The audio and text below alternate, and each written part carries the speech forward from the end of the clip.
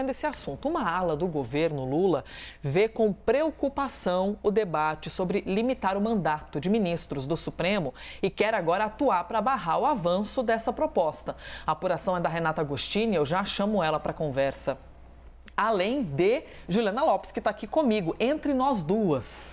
Mas quero te ouvir primeiramente, Renata Agostini, nos conte, hein, por qual motivo eles querem tentar barrar esse limite de mandato no Supremo? Elisa, ontem ficou bem claro que os ministros do Supremo não estão vendo essa proposta com bons olhos. Quem deixou isso evidente foi o decano da corte, o ministro Gilmar Mendes. Ele fez uma série de postagens na Rede X, né, que é o antigo Twitter, falando sobre, de forma até um pouco irônica ali, sobre essa ideia, algo que inclusive foi levantado pelo presidente do Congresso, o senador Rodrigo Pacheco, presidente do Senado, de que seria colocar mandatos aos ministros do Supremo Tribunal Federal. Hoje, os ministros têm um limite de tempo que eles podem ficar, que é definido pela idade deles. Então, quando eles atingem 75 anos, eles têm essa aposentadoria compulsória. Foi o que aconteceu agora com a ministra Rosa Weber, por exemplo, que completou segunda-feira 75 anos e deixou o Supremo Tribunal Federal abrindo espaço para que outro ministro seja indicado, algo que, inclusive, ainda não aconteceu. Mas é dessa maneira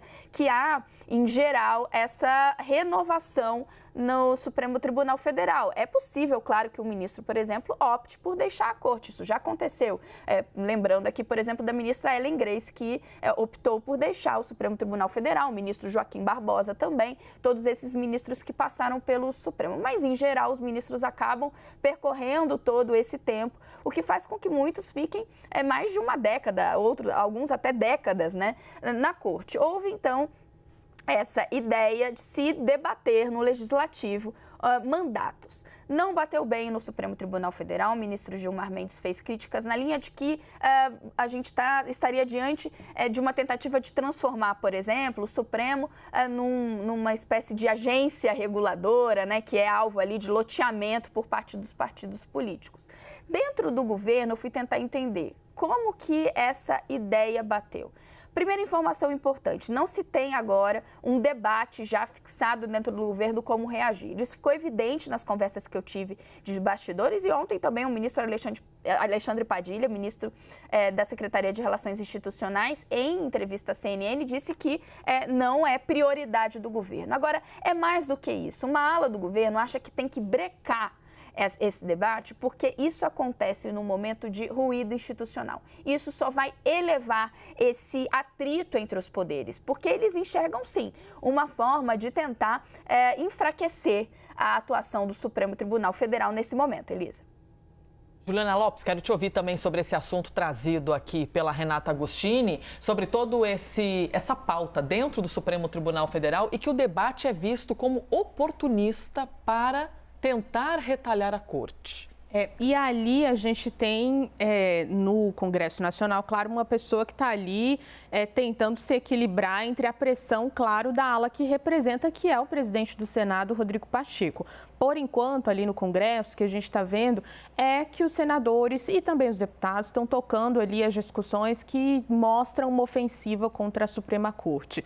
Apesar de ali no discurso inicial, o presidente do STF ter pregado esse diálogo, essa calma, né, que precisa ter nesse momento para tentar resolver esse impasse.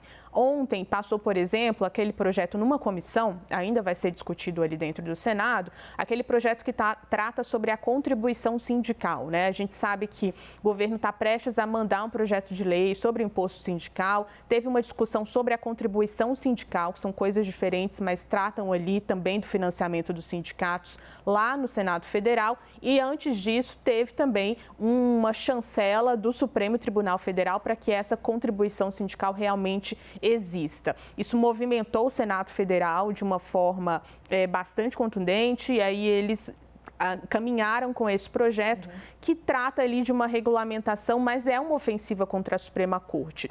O presidente do Senado está muito pressionado, claro, pela ala dos parlamentares e é natural que ele também responda a isso. Então, está conversando ali com os parlamentares sobre esses projetos. Alguns caminhando, outros em discussão. Ele está tentando frear a celeridade, aqueles pedidos de urgência desses projetos, mas está tentando mediar esse conflito. E está respondendo, claro, aos parlamentares, deixando tocar esses projetos todos e pedindo para que eles sejam pautados, pelo menos discutidos no Congresso Nacional. Ou seja, se há uma tentativa ali do STF de buscar esse diálogo, está mais complicada nesse momento e a resposta, por enquanto, do Congresso Nacional é ir discutindo as pautas que eles veem de uma forma diferente da Suprema Corte. E Rodrigo Pacheco, que fica no meio do caminho dessa discussão toda, de todo esse debate. Juliana Lopes trazendo para a gente o olhar do presidente do Senado, Renata Agostini também trazendo essa apuração sobre o Supremo Tribunal Federal.